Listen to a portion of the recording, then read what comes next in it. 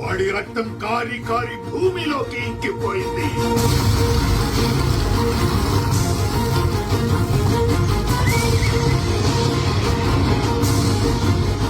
వాడి శరీరం మంటల్లో కాలి కాలి బూడిదైపోయింది.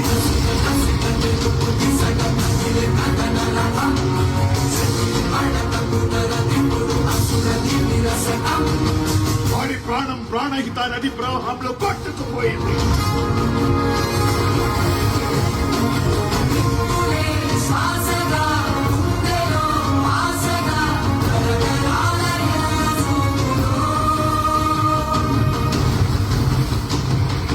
కాలిన బూడిద గాలిలో చల్లా చెదురైపోయింది.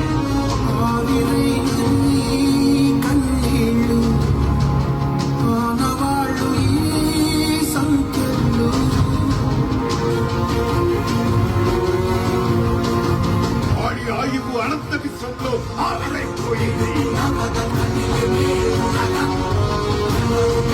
బాహుబలి చచ్చాడు, చచ్చిపోయాడు.